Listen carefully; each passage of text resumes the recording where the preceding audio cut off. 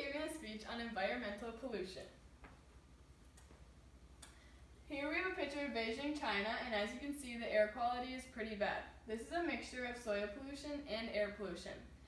They have deserts all around them, and the wind comes up and blows the eroded soil into the city, but when the wind isn't blowing, they also have smog from the poor air quality.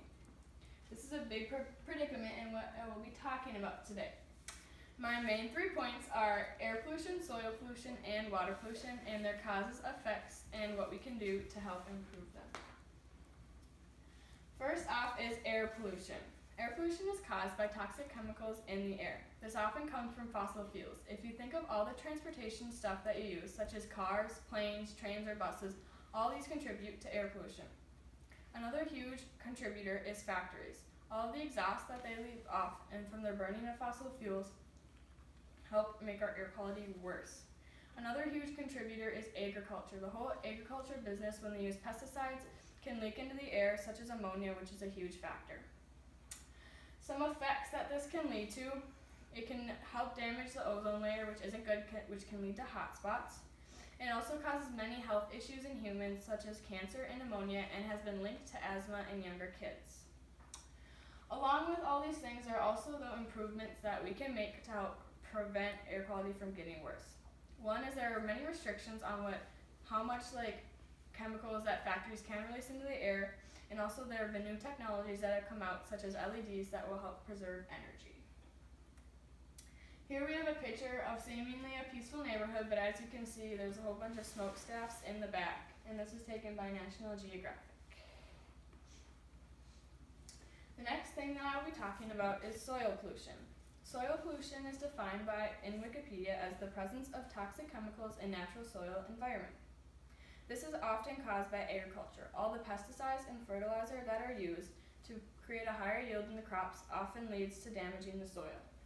Some of the effects are that the nutrients gets depleted. This means that no crops can often grow, or if they do grow, they grow toxic and contaminated. This can be bad because we need crops to survive. Also, many organisms and ecosystems within the soil, such as earthworms, can die off, which can also harm crops and the yield. The prevention or improvements of soil pollution is there's lots of awareness been raised to use more natural fertilizers and also to use biodegradable things. Also, the proper storage of chemicals that can leak into the soil is also a huge factor. And to quote Franklin D. Roosevelt, "A nation that destroys its soil destroys itself." And he basically says that we are built upon our soil, which we shouldn't wreck it.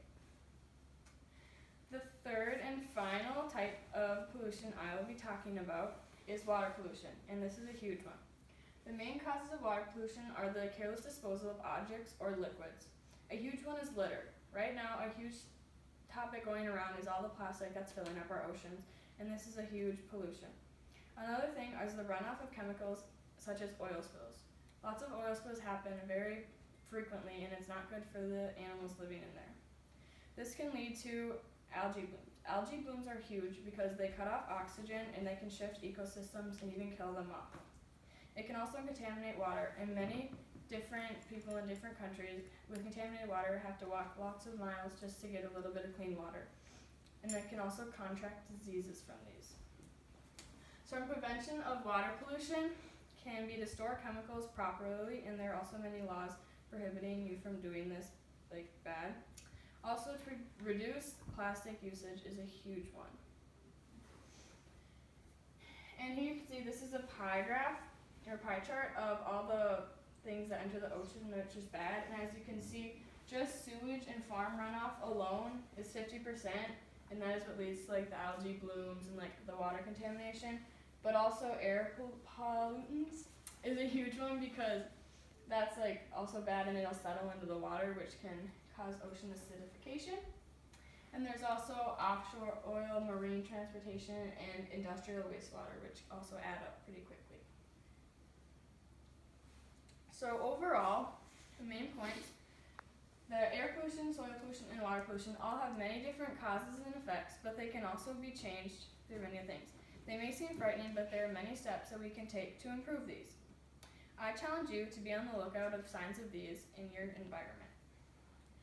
And finally, this is a picture of some trash collected close to home here in Minnesota at Lake Hiawatha. collected trash around the lake, and he came up with over 4,000 pounds, which kind of shows how bad this is getting.